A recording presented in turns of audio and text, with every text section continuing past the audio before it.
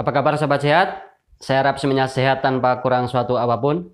Jumpa lagi dengan saya Ridwan di channel Solusi Sehat Tanpa Obat.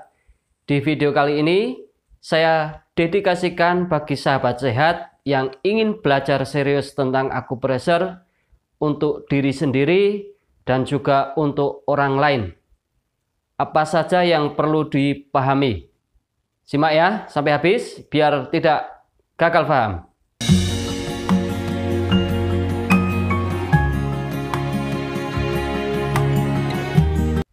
Sahabat, ada beberapa hal yang perlu difahami ketika Anda mendalami akupressure. Apa saja? Pertama, harus paham anatomi tubuh manusia, baik kerangka, otot, maupun organ. Yang kedua, paham jalur meridian, baik dari gambar titik meridian satu persatunya, atau titik refleksi di kaki. Yang ketiga, paham antara yin dan yang. Kondisional itu termasuk yin atau yang. Anda juga harus mampu dan tahu sehingga tahu tindakan yang harus diambil. Yang keempat, praktek atau aplikasi akupressure pada diri sendiri maupun pasien dengan pemahaman-pemahaman yang saya sebutkan di awal. Pertama, paham anatomi tubuh manusia, baik kerangka, otot, maupun organ. Dengan paham anatomi tubuh, baik dari kerangka misalnya, maka akan lebih mudah untuk menemukan titik meridian. Karena salah satu titik meridian itu ada di cekungan tulang. Sehingga ketika paham anatomi kerangka tubuh manusia, ketika saya mengatakan menjauh dari sendi, Anda pun akan lebih paham sendi yang mana, di bagian mana, posisi kerangka yang seperti apa bentuknya, akan lebih mudah difahami. Berikutnya, paham anatomi otot manusia.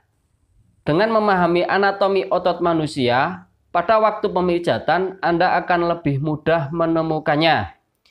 Tidak harus dengan kondisi tubuh dengan buka baju, tapi meskipun pakai baju, kalau Anda paham anatomi otot manusia, Anda akan lebih cepat menemukan titik meridian. Karena salah satu letak titik meridian itu ada di celah antara otot satu dengan otot yang lain. Berikutnya, Anda juga harus paham anatomi tubuh manusia untuk bagian organ. Dengan memahami organ, Anda akan lebih tahu titik itu mengarah ke organ mana, bagian organ itu ada di mana, sehingga waktu pemijatan bagian perut, Anda bisa lebih berhati-hati dan bisa mengaplikasikannya dengan tepat dan tidak berbahaya. Tentang fungsi organ dan dari sudut pandang akupressure agak sedikit berbeda, namun tetap sinkron. Artinya apa? Anda tidak bisa menganggap benar salah satunya, tapi benar semuanya.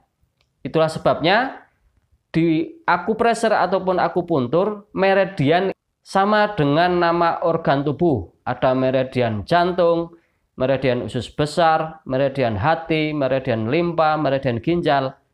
Dengan Anda memahami organ dan Anda memahami meridian akan lebih mudah. Dan pastinya pemahaman Anda dalam akupressure juga akan makin meningkat dan juga komplit. Berikutnya, yang nomor 2, paham gambar meridian tubuh. Kenapa ini sangat penting? Karena ketika Anda tidak paham tentang gambar meridian tubuh, Anda akan sulit juga untuk menemukannya. Anda bisa dapatkan gambar-gambar ini dari buku, dari Google, dari aplikasi, atau bahkan sekarang sudah banyak beredar dari patung ya, patung tentang titik pijat refleksi ataupun akupuntur dan akupressure. Itu sudah banyak. Dengan memahami ini, ketika saya memberikan penjelasan, Anda akan lebih tahu dan lebih paham ke arah mana, di bagian mana, apa yang saya sebutkan itu apa, itu akan lebih mudah dimengerti. Meskipun pada prakteknya antara gambar dengan kenyataan mungkin sedikit berbeda, bahkan ada versi yang berbeda juga. Mungkin suatu saat saya contohkan versinya yang berbeda yang seperti apa. Berikutnya, tahu kondisi yin dan yang. Kenapa ini sangat penting? Karena ketika tahu bahwa tubuh itu dalam kondisi yin dan yang, ketika penanganan pada diri sendiri maupun pada pasien akan lebih mudah. Oh, ini orang dalam kondisi yin, maka perlu dijangkan. Sehingga titik meridian bagian mana yang harus dipijat pun akan lebih mudah, lebih mengena. Sehingga tidak akan terjadi miss ya. Yang sakit apa yang dipijat bagian mana. Dengan memahami seperti ini, kondisi pasien ataupun kita sendiri ketika dalam kondisi sakit, kita akan lebih mudah untuk mengambil jalan keluar atau pemijatannya.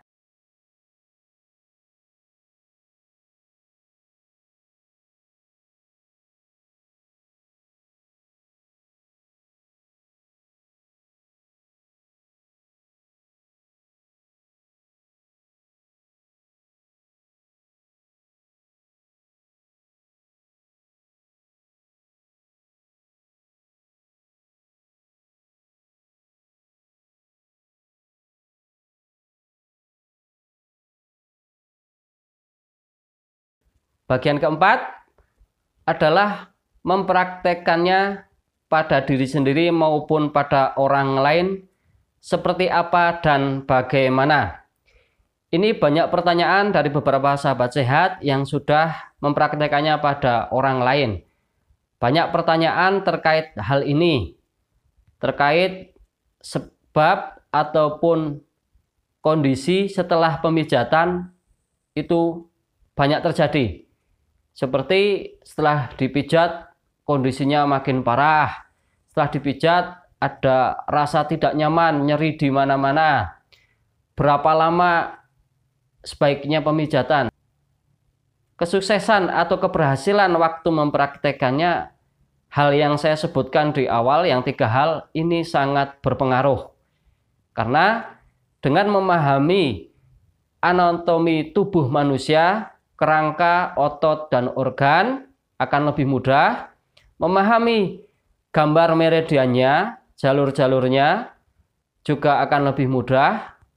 Dengan memahami organ, baik fungsi maupun karakteristiknya juga akan lebih mudah.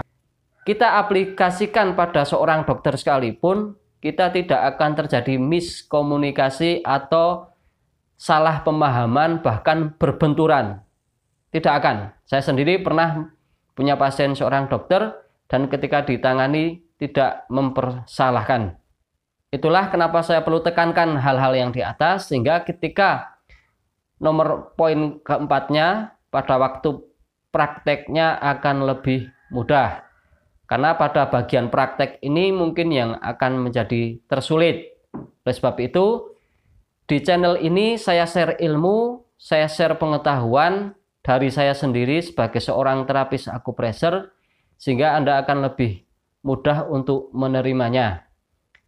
Namun mungkin di bagian ini yang banyak masalah, karena kenyataannya ketika yang saya contohkan pun bagi Anda mungkin tidak sama, karena pemahaman yang di awal yang saya sebutkan belum Anda pahami. Mungkin itu saja yang perlu saya sampaikan. Untuk bagaimana praktek dan seperti apa lebih detailnya akan saya sambung pada video berikutnya, biar tidak terlalu banyak yang meski Anda pahami dan Anda mengerti. Kita belajar dari sedikit demi sedikit, yang penting kita paham dan mengerti. Tidak harus banyak tapi malah tidak mengerti. Jadi nantikan video saya berikutnya. Bila suka silahkan like, tidak suka silahkan dislike. Bila ada kata atau keterangan saya yang kurang benar atau mungkin perlu diralat, silahkan diisi di kolom komentar. Nantikan video-video saya berikutnya. Terima kasih.